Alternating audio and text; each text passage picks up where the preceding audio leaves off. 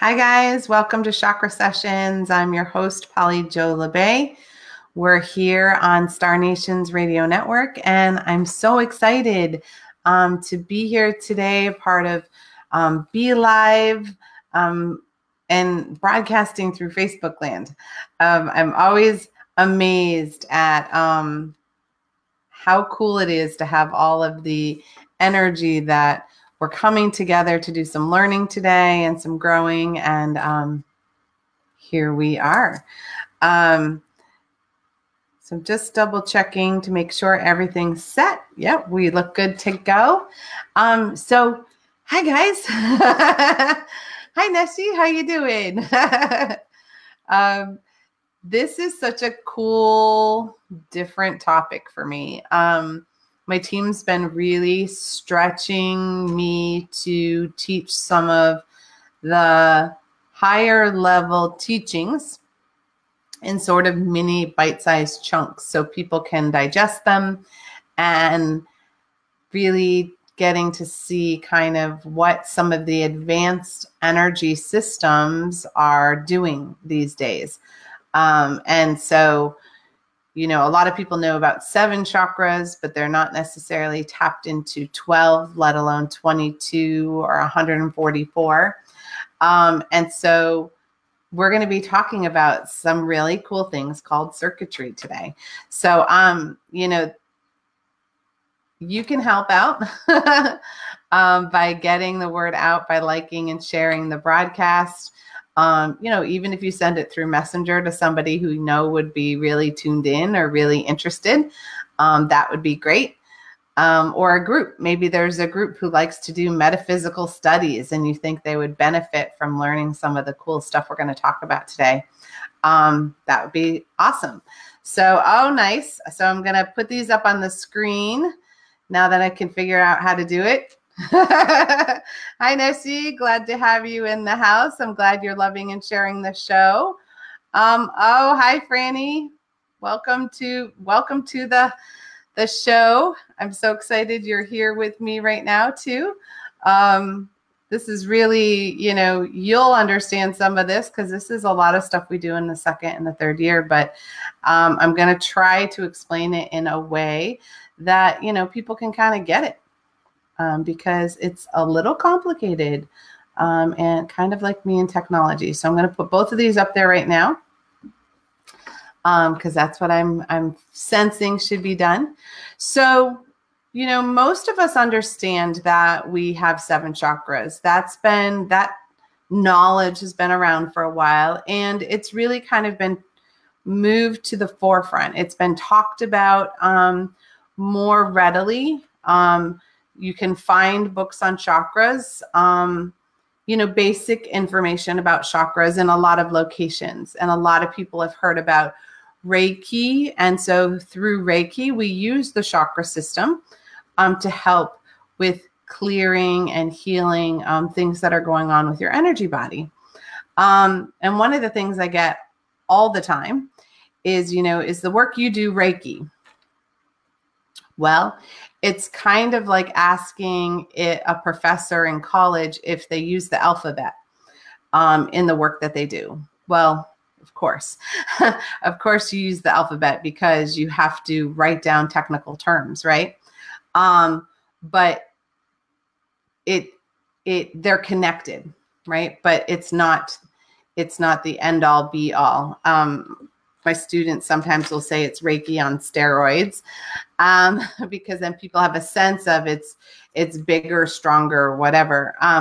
But the reality is that traditional Reiki taps into 7 chakras. And the work that I do is in the expanded energy field. So what I'm teaching is about how to use not only those 7 primary chakras and the 5 soul chakras that we've been talking about the last couple of weeks. But in addition to that, we have things that are called secondary chakras that help support the primary chakras. They're kind of like pinch hitters. When the chakra's having a little difficulty, we can tap into this other energy sources to kind of support it and ground it. And we even have tertiary ones. So the way those secondary and tertiary chakras come into play is when we are able to tap into the energy kind of like a circuit. We're like a giant circuit board. It's kind of why and how we developed the circuitry that we have for computers and technology, is because we have that innate knowing about circuitry because we are part of that. And so when we can see it externally, we can start to envision it, imagine it, connect it to how to use it internally. Which, you know, again, might sound a little complicated. So let's just talk about our heart chakra, because people get the location of where that is. They have a base understanding that, you know, it's sort of in the center of our chest. And many people understand that it's green and that it helps us with love energy. It helps us with processing grief and any kind of disappointment and sadness, but it also holds a lot of joy, right? And so that's just something basic we maybe all understand. But did you know that the heart works with some other chakras to expand its abilities? So one of the places that's really easy, because we're on the camera right now. So if you imagine this is where the heart chakra is, you have two secondary chakras that are right in that little nook in your shoulder joints. How many people have ever had pain in that spot? And, you know, acupuncture and acupressure, they tap into that in Chinese medicine because they call those trigger points. Well, all of those trigger points are actual energy centers, and those energy centers can get clogged with excess energy, just like anything else. If we don't flush the chakra system out, then sometimes it gets caught. And basically in our heart, if it's got too much to deal with, you can imagine you have a tragic event in your family, a death in the family or something, and you get overwhelmed with grief energy, yours, your family's, even friends and other people. You may get kind of that flooded sensation. And so your energy body can't process that all at once. So it disperses through your body. And one of the first places it goes for the heart is into the shoulders. And so as it goes into the shoulders start to hold the burden energy that is connected to all that grief or all that love, all the responsibility you have for taking care of your family or taking care of your friends or finding ways to move through the grief and all the things that are attached to it. Sometimes we have to, you know, they used to say, you know, have a stiff upper lip.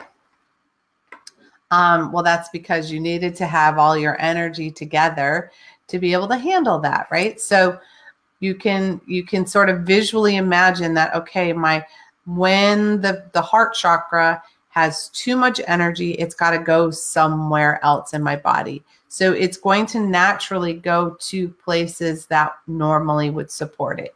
So your shoulders, you know, right in the front is one of the big places where it starts to connect. And that's part of a circuitry for our heart. It's a support system.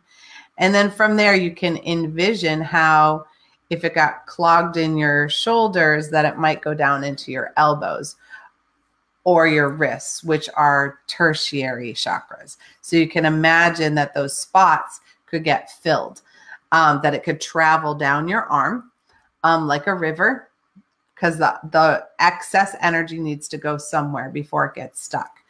So I hope that's all kind of making sense. Good morning, Christine. Glad you are with us today. Hope you're having a great day. I am absolutely loving the work you've been doing, the paintings that you've been doing.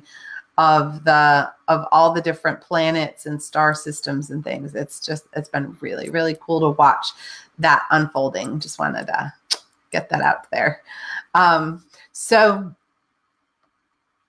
when we understand that we're not just this straight line of 7 chakras, you know, because that's like only looking at the engine of the car. You know, something's wrong. Well, it has to be the engine.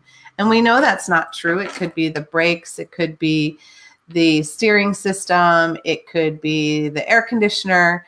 There are a lot of other systems rather than just the engine.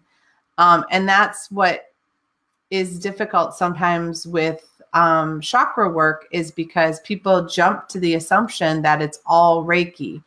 Well, of course, I know how to work on the engines, but I also know how to, you know, change the oil and tweak the carburetor when it needs it. So that's what some of the secondary chakras are. And that's also when you understand that you can use an outside energy source from your higher self, that can help create, you know, a fuller energy, a fuller ability to create and control your health and well-being. Now, that being said, it's always easier to help someone else and see someone else's energy. It's often very confusing and foggy and cloudy to read your own. So while we are good at that, you know that if you were the computer might understand logically how to fix another computer, right? But self-diagnosis can be a little bit more tricky. It's a whole different ball game. So just remember that as you are growing in your understanding of that there are secondary chakras and that they connect together like circuits, that it may be easier to see it on someone else, if that makes sense. Oh, hello, Kimberly. Love to see you. Glad you're in the house. I was just talking about, you know, the synchronicity of working with some lovely ladies in Scotland, and the fact that our wonderful Minnie Kansman is putting together a nature adventure trip to northern Scotland at some point in 2020. And she basically was showing some of the fact that she was starting to research it. And I had just worked with Kimberly and somebody else, one of her friends, working on some chakra work, right? To see what was going on with those chakras. So in the circuitry energy, it is talking about the interconnectedness of our energy system, that none of our chakras work independently. They always work together as teams. And when we understand that certain energies require certain chakras to work together as a team, we can learn how to see that circuit and begin to activate it. And for those of you who are visual, if you can imagine, you know, you're connecting the dots, you know, so you might have like 2 dots for the chakras, 2 secondary ones that are also lit up. You now have a sort of a diamond shape. And when the energy is working together, the whole circuit inside is lit up. And I wish I had visuals to give you guys. I am in the process of manifesting somebody who can draw the diagrams that I see, because that's not my forte. I'm more of a stick person, kind of. I'm a seer, but I'm not a drawer. I can see it sort of in 3D, but I have yet to figure out how to translate that yet. So you guys can hold space for that with me, right? That I'll find a good technical drawer who will want to help me with creating some of these charts. because they're a little complicated, but I can see them. It's just explaining them is difficult. So, oh, here's another lovely lady. Good morning, Bobby. Glad to have you in the house. So yes, we are talking about these crazy circuits.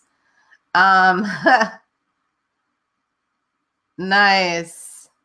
So I love that Neshi's saying my intention is to be on that Scotland trip through nature travel adventures with Minnie in 2020.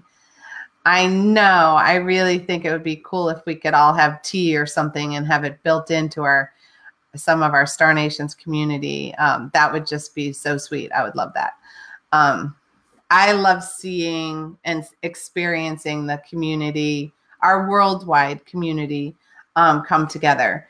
You know, we get to come together in this format, but having those opportunities to actually like get to hug that person is really cool. So, all right. So I'll let Kimberly said, you know, you need any help with travel arrangements? I know, because Neshi, Kimberly does travel planning. She does a lot of the travel agency stuff. So if you need to get her in contact with Minnie, we now know that might be a really cool thing. Put them in contact, Kimberly and Minnie. See, here we are. We're creating our own circuit. So the really cool thing about circuitry is that when we have a sort of two-dimensional view of our energy system, we can get a lot done. And a lot of people have experienced some amazing things with Reiki, including myself. It's why I got started with that. And as soon as it was, you know, coming online for me, I was really sensing all these other ways that the energy was connecting. So like I was seeing the root chakra, but then I was seeing these red lines of connection to other places in the body. And then understanding that, you know, near the, you know, so we'll talk about the liver. A lot of people get that there's anger in the liver. It's a pretty well-known understanding. So you can imagine and understand why there would be a secondary chakra for the third chakra. So you have the solar plexus chakra, and over the liver and over the pancreas, surprise, surprise, there's two more secondary chakras. So you can imagine that, you know, when the solar plexus, it absorbs a bunch of anger, or it absorbs a bunch of information that activates anger feelings within you that you can't manage in the moment. You have to sort of put them aside. They've got to go aside somewhere, right? So when you put something aside, a feeling aside, it is literally sliding to the side of your body in one of the secondary chakras. And so depending on the type of feeling, the type of energy is where your brain circuitry says, okay, too much anger, we're going to send it over to the right-hand side of the body, which happens to be where the liver is located.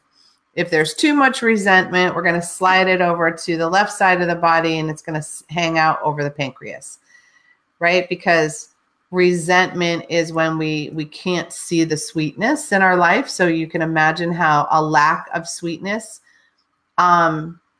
a build up of lack of sweetness would cause the pancreas to start to run too hard and try to create more sugar. Can you kind of get that, how that might work?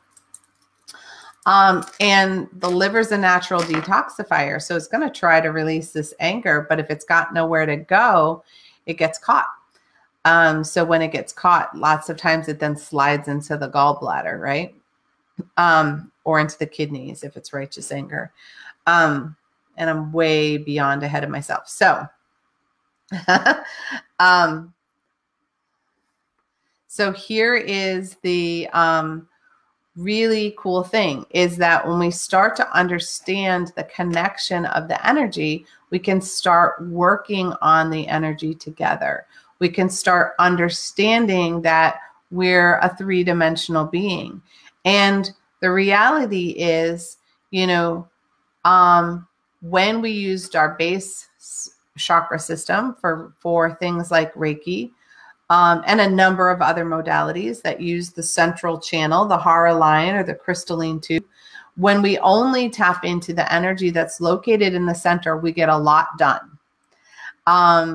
But we are moving into a fuller vibrational state. And in that fullness, we're not this thin line of energy anymore. We're becoming rounder. We're becoming fuller. And we know that, we sense that, we've known about our personal bubble. We may not have called it our aura in the past, but we knew we had a personal bubble and when somebody was in it. And it bothers you when someone is in it because they're literally standing in your energy system. So if we understand that there are ways that we have these little pockets of connection, right? Because it sends a signal to one spot and then that relays the signal to another spot.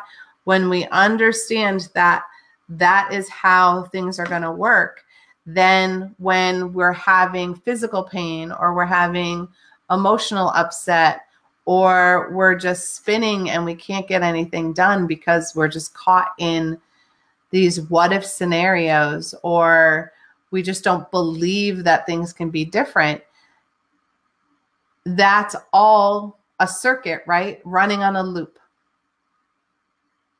So you can imagine, and we've all had those times, right? When people are like, God, my head was spinning. Well, it's because you had a thought or an idea or a belief and it was caught in an energetic loop. So basically it was working its way through the circuit, but instead of the energy being dispersed or used for something else, it's just going around and around and around. So I hope that makes a certain amount of sense. And so you also have probably either experienced it yourself or experienced it with somebody else where once they start down the rabbit hole, you know, they're upset about something and then they add to it and they add to it. And it's hard to talk them kind of back up into reality land. Or, you know, that you get caught in a worry about what if and what if and what if and what if. And, you know, it's like a snowball run, you know, collecting snow as it's rolling down the hill. It's just getting bigger and more unmanageable. So going back to this, it's like, so how do we start to understand that we have this circuitry? How do we understand that if we can learn how the wiring works on a fuller capacity, what would that do for changing our mental health? What would that do for changing our physical health? A lot of the, you know, so-called weird diagnosis that are out there, or, you know, people who have things that are going on medically and the doctors are like, nope, don't know what it is, or there's no name for it yet. It's super frustrating because there's times when, you know, you're experiencing what you're experiencing, and the medical field, because they don't have a name for what you're experiencing, you leave unsatisfied, you leave with a sense of nobody's hearing you, or that, you know, you're being treated like you're crazy, right? So like chronic fatigue syndrome, fibromyalgia, Lyme disease, they're all ones that are an accumulation of odd symptoms that don't necessarily go together, but it's happening with enough frequency that they've created a name for it. And sometimes having a name for it is helpful, because then at least you know that other people have gone through what you're going through. So all of our dis-eases are ways that our energy body isn't functioning properly, it is clogged in a particular way, and it is creating either excess energy in a place where it needs less, or you're not getting enough energy to help fight off what's going on. But that also happens on the emotional plane. So, you know, people who are having severe depression, it's because their energy is caught in this loop, and they can't see their way out because, you know, if you were caught on this track and speeding around and around and somebody's like, well, just get off the track. Well, there's no clear doorway. And so you want to get off the track, but you can't find the exit. That's kind of what happens when a circuit gets on overload and it just keeps running. So when we do that, we'll say things like, I'm stressed out, I'm overwhelmed, I'm exhausted, I can't focus, I'm spinning, I'm ungrounded. All of those are times when one of our circuits isn't functioning properly. Now, we don't beat up our computer. Well, sometimes we beat up our computer when it's not functioning well. But how many times, you know, will we allow, you know, our computer to kind of slow down and maybe not download as fast, or we won't take it to be repaired, right? Because it's like, it's until it's really a problem where it's impacting our everyday life, we don't do anything about it. But we can think back and say, well, that's been happening for months now. It wasn't bothering me. We do that with our physical, our mental health, and our well-being. And it's not like you're going to run a diagnostic on your circuitry on a daily basis. Even as an energy worker, you know, I'm going to check my main systems, right? I'm going to go through my primary chakras. I'm going to go through, for me, I'm going to do my secondary chakras as well. But I don't always do all the tertiary ones because that takes a little more time. I do it when I have somebody in person for hands-on healing. I'm going to check all of those things out and make sure that the energy is flowing and moving through all of them, because then all of your circuits have a chance to be wide open and shifting and moving. So there's this basic understanding, I believe, that, you know, people get that we're an energy body. And they understand that being in the physical form, there's something that is causing our human form to be alive. You know, we understand that our spirit is in here and that our spirit is never ending. So it doesn't die, but there's something about how our spirit integrates with the human form that there are times when it's alive and when it's not. And we can blame it on the heart chakra, you know, or we can blame it on brain function, depending. But the reality is it's that connectedness between the circuitry, between our physical form and all of our other emotional, mental, spiritual forms that create us as spirit. And as it manifests in this physical form, it needs all of those circuits to be working properly. And without the circuits flowing properly, then we're losing energy or we're creating too much energy in different areas. So I hope this is making sense, because it's a very complicated conversation, I guess, is the best way to put it. But as I said, my team has been really wanting to expand people's knowledge that we are a lot more than we think we are. And sort of creating this new dynamic of understanding that we are way beyond what's been spoken of. You know, if you think of like the Kabbalah, for instance. That was when secondary chakras were trying to be discussed, and how important they are for the evolution of our energy system, of our soul's evolution, of its ability to ascend and to expand and move to the next level. So the Kabbalah is showing in the Tree of Life, and boy, I wish my team had me bring that picture up. And I don't think I can. Nesh, can let me know if I can add. If I can go in and add a picture of it, maybe I'll try. Or if Francesca's still hanging out in the house, maybe she remembers where that picture is. So in the Kabbalah, there's what's called the Tree of Life. And so this was a design. It was a blueprint that was brought to us by Enoch. And Enoch, after he ascended, he became Archangel Metatron.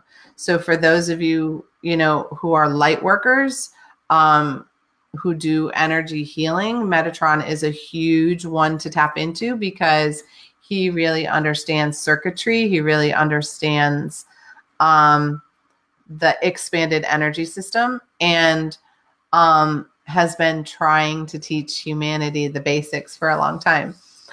So in the Kabbalah, in the Tree of Life, you have the central channel, and you have two side channels where there's these dots, and it's interesting that they're colored and everything. So those are based on, the original Tree of Life is based on a 5 chakra energy system, because that is what we had prior to that point. I don't necessarily have to go into that right now, but it's the first diagram that shows secondary chakras to a degree. Perfect. Okay, so let me see if I can, so in the ad, I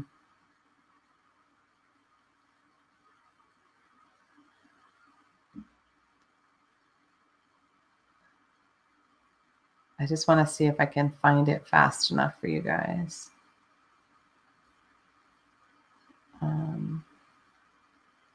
So in that space, I'm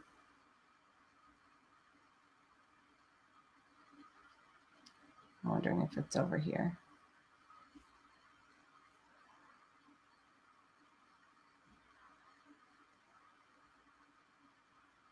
Yeah, it's probably too far out. I'll make sure to get that up for you guys after this is done. I'll put it in the comment section so you can see the picture of it. So in the Kabbalah, Enoch was explaining the energy system, and it was talking about basically what we call chakras. It's the central channel, and it had 2 pillars on the outside, and those are our secondary chakras. And it's something that we start learning in level 2 of my school, because you got to understand all the basics. And my basics are really advanced for the central channel. And then you can start learning about the secondary and then the tertiary, and how to activate all of that, so that you're using all of your energy and calling all of your energy in when you're trying to create new things in your life. So, so this has been around for a long time, but it's not something that has been shared as knowledge with people. And it's time for the knowledge to it's time for the knowledge to get out there to the masses, so that we have a deeper understanding. We need those secondary and tertiary chakras to be fully functional and online and doing their job for the ascension process. And so it's why a lot of people will have pain in these trigger points. Hello, fibromyalgia, that cause us pain because we have all this blocked energy because we haven't been using it. So imagine that, you know, you're staying in a house, this big, big mansion, right? And you basically decided in the mansion to live in 7 rooms. And you forgot you even had these other rooms. And then one day you open this door and realize there's a wing of other rooms. And so what's in these other rooms? Well, it's old clutter that you didn't even know got collected there. Some old boxes, some cobwebs and stuff. And you want to clean this area out so you can actually use it. So it can be beautiful and shared, and you can have people over to visit. So we have those in our energy body. We have these nooks and crannies, and a lot of them correspond with the trigger points that are in our body. Some of the trigger points are secondary chakras, some are tertiary, and you almost can tell by the size of the trigger point. So the bigger a trigger point is, the closer it is to a large energy center. And so it's more likely to be a secondary chakra. And they're in very prominent locations generally. And then the tertiary ones are throughout the body. They're also helping.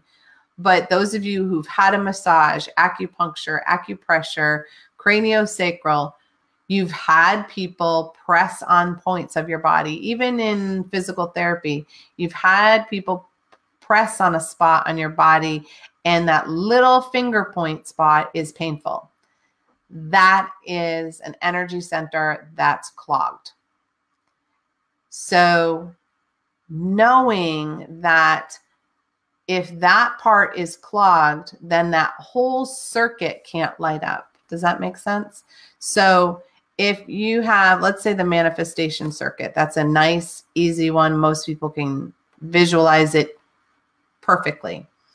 So the manifestation circuit is your first chakra, the root chakra, the sacral chakra right above it. So the red and the orange. It's also going to connect to each hip. So it makes that big diamond. And when you're really trying to do like upper level manifestation, you're going to call in your higher self, and you're going to connect to the root chakra of your higher self. So it's like you're going to be even more rooted. You're going to be rooted in this 3rd dimension. You're going to be rooted in the higher dimensions. And now that manifestation can happen. But if you've got hip pain and that's still congested in there, that circuit can't have all of its energy to get ramped up to really manifest and create on a fast pace. And we're not just the front of the hip, because that's, you know, thinking of ourselves as, you know, a flat being. How many people have difficulty in back of the hip, right in the top of the gluteal muscle? There's 2 points there. And I'm sure those of you who've ever been tested for fibromyalgia, you know how painful those 2 spots can be. If somebody touches them, you're like through the roof. And that's because it's clogged energy, and that's part of your manifestation circuit. So it means that the flow is weaker. It's not getting all the juice that it needs. So it's slowing down your ability. It's slowing down how rapidly things can come to you and how quickly you can heal. Sound familiar? So, you know, this is something that the medical community isn't necessarily looking at, but there's also this huge understanding that the Western and Eastern medicine need to be used more cohesively. You know, there are things that have been developed for Western medicine, like some of the blood tests and things like that, that can really pinpoint the energy so that those in the Eastern tradition can do their work more effectively. And there are times when you're doing work in the Eastern tradition, you know, I can be saying to someone, okay, here's where your energy is clogged. The back of your right hip, it's here, it's there, it's there. And for me, I will be able to say that's impacting this organ and that organ. And often when those two are acting together, it's diagnosed as this, you know? So one of the big things with fibromyalgia, chronic fatigue, lymph, Lyme disease, they're all having difficulty with their lymphatic system draining properly. And depending on where the energy is getting clogged in their circuitry is what their symptoms are going to be. But the root cause is that their lymph needs to drain and it's not draining properly.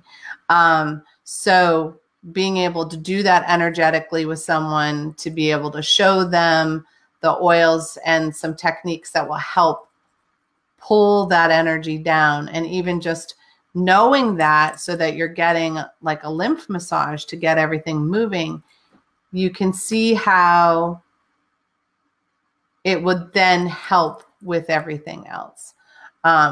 So I think this is why my team wanted to talk to you about circuitry, is that if we don't understand that systems work together, then you can have a bunch of symptoms that seem unrelated, but energetically they mean a whole lot.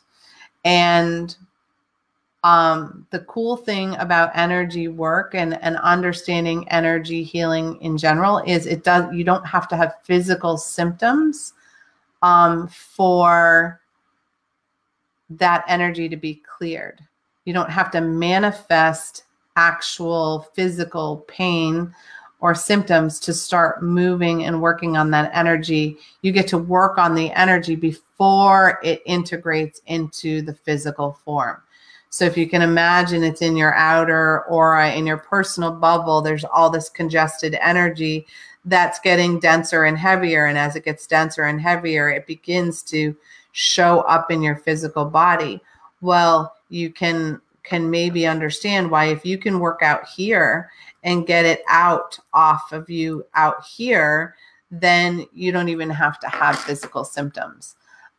You just will feel your increased energy. You will notice things showing up in your manifesting and flowing with more frequency. Wow. That was a lot. So, we usually end with a clearing and a meditation. And so more of what my team would like for me to do with you is we'll get grounded, and I will help you. We'll go through the chakras and activate the secondary chakras so you can sense them and sort of experience what it's like to have that circuit of your primary and your secondary chakras working together, even if it's just for a blip or a moment. It can get imprinted into your muscle memory for you to remember how to activate it when you are ready. I guess that's the best way to put that. So, phew, that was a lot of information, and it was very high vibration energy coming through. So just take a couple of seconds. Let's see if we can make sure we're fully grounded, fully present. So take a couple of deep breaths.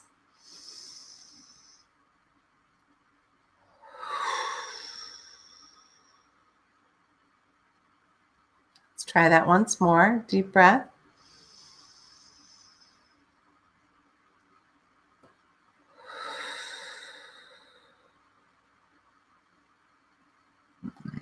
Good. And we're going to ground our energy. So whether you connect through your root chakra, your heart chakra, through your feet, your hips, just feeling the weight of gravity pushing down on you. Feel the fullness and the connectedness to the earth, the divine feminine, and all the energy in the molten lava center of the earth. All of that creation energy that we're connected to.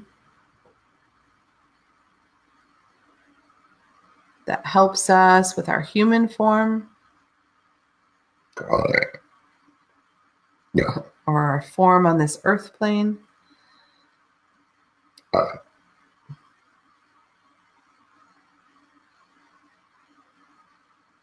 Good.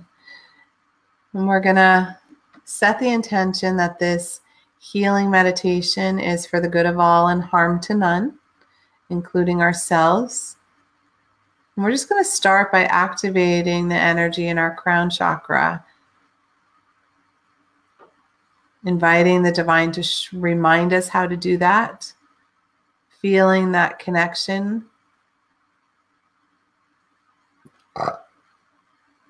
Feeling how full we can hold the crown chakra, how round, how bright. Okay.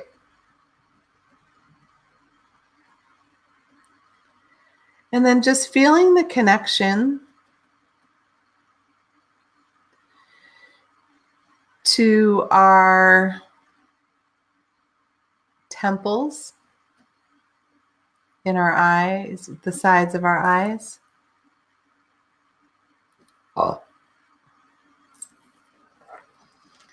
And then how that energy also connects to our sixth chakra. So our crown, our third eye, and our temples. Maybe picturing the diamond between them. Sensing, feeling, knowing the fullness and how they work together.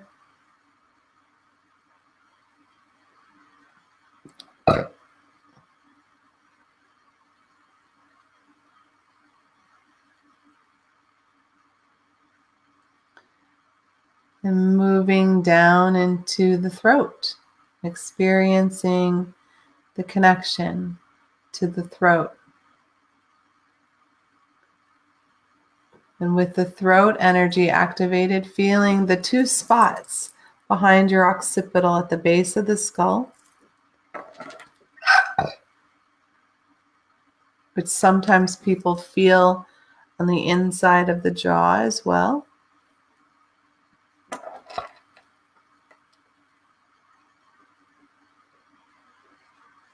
And just feeling all three chakras and their connections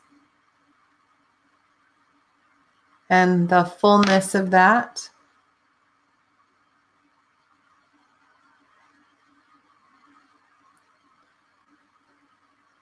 And then bringing the energy down into the heart.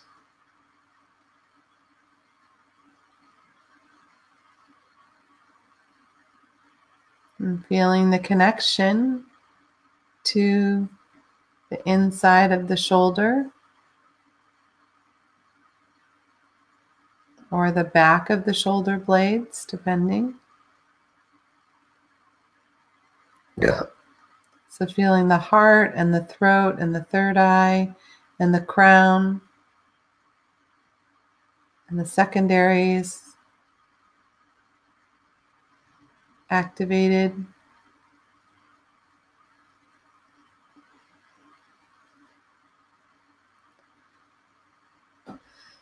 And feeling the third chakra come on, the solar plexus. Feeling the fullness and the brightness of that. And the secondary chakras over the liver and the pancreas.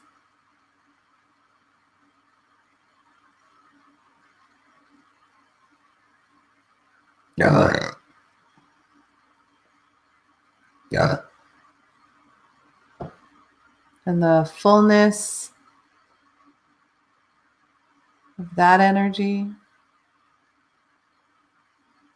Yeah. And moving down to the second chakra in the sacral, just below the belly button. And how that connects into our hips. Yeah. In the front or in the back. Yeah. yeah,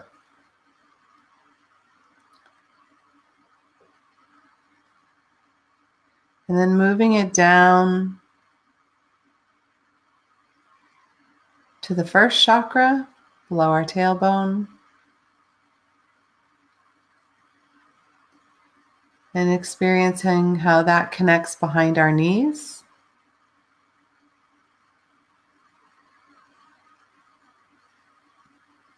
yeah,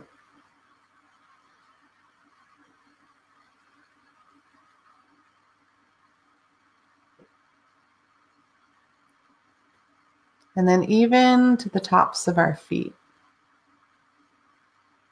So under the arch and over the arch of the foot.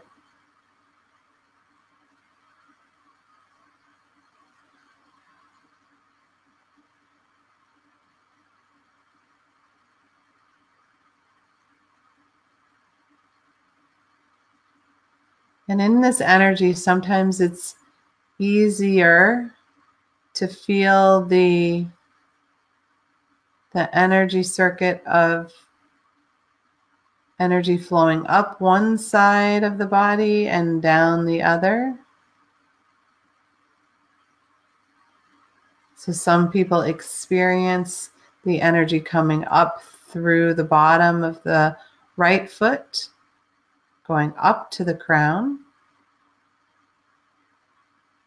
and going down from the crown, down the left side of the body into the ground. And sometimes it's reversed.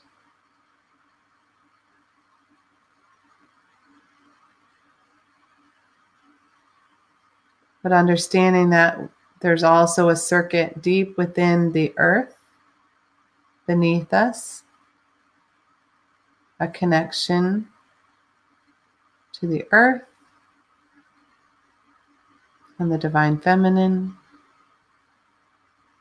and way above our crown, the connection to the divine in the fullness and the divine masculine.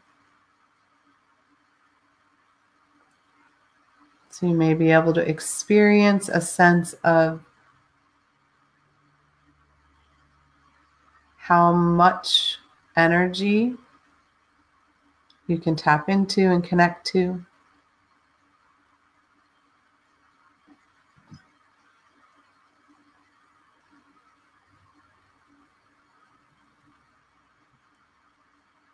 Then any places where you're having pain or discomfort, inviting the healing energy to come in and begin to just remove any extra energy or any denseness that is in that spot, blocking your energy flow. yeah,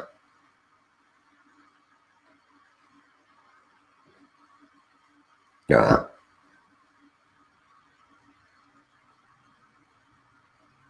yeah, yeah, yeah, yeah, Good. Then you can start to dissolve your meditation. You can send any extra energy down into the ground if you feel a little lightheaded or anything. If you want to stretch or yawn or rub your feet on the floor, rub your hands together.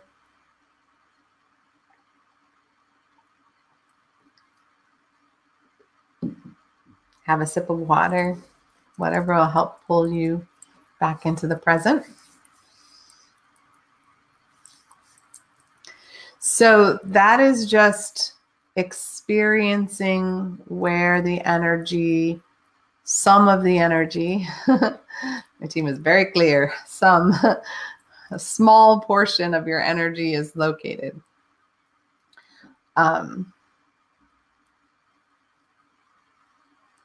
Absolutely. So Neshi is saying this has the same feeling as using the Ankh energy flow pattern. Yes, they're very connected. You know, every tribe, every mystical spiritual group has nuggets of the information.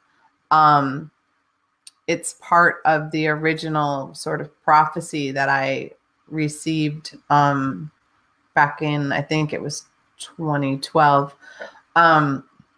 And I had a really high fever. I had the H1N1 when that was going around. And so in that space, there was this remembrance of that, you know, all of the energy, all of the healing, all of the knowing was in one place at one point in time. But we found ways to sort of corrupt and misuse that energy and misuse that power. So it was shattered. And the information and all of the knowledge is spread across the earth. So a lot of people have nuggets of a piece of the puzzle. But we weren't going to be allowed to put the puzzle back together until the earth was in severe crisis. And so my team talks about the tapestry weavers. And so that's what I teach, is how to weave all of this energy back together so that all of this ancient knowledge that got dispersed can be brought back together, and realizing the interconnectedness of like, oh my gosh, this piece is part. So yes, it is very much the Ankh energy flow pattern. Very, very similar. And I mean, it really is connecting to the same sensation. And I'm sure for those who activated in the Kabbalah, the tree of life energy, it feels the same or similar to that as well. So it was nuggets to try to help us. But we were only allowed nuggets, you know, because we overindulge, right? You know, we just stuff everything in and we don't really honor each piece that we have. So that was for you to experience a fuller version of your energy flow. And it's not that it's not flowing that way. We just don't always tap into it in our awareness. You know, we've got stuff to do. I'm not focused on, you know, how's it coming up the right or down the left, or, you know, we only really look at things when something's wrong. We don't always check in when it's right. And so it's another layer of self-care, of taking care of our energy and understanding that, you know, we have these circuits that are meant to work together. And when we have one little spot, one little connector not working, then it can cause dysfunction in a number of connected circuits. So it's why on the physical realm, we can have a multitude of symptoms that seem disconnected, but they all will track down to one connector between a bunch of different circuits, if that makes sense. So there's you got a little knowledge today, a little higher, fuller vibrational energy healing understanding. So there you have it. If you'd like to experience more of this and more connection to it in person, I'll be teaching at Star Nations in October, the second weekend in October in Toma, Wisconsin.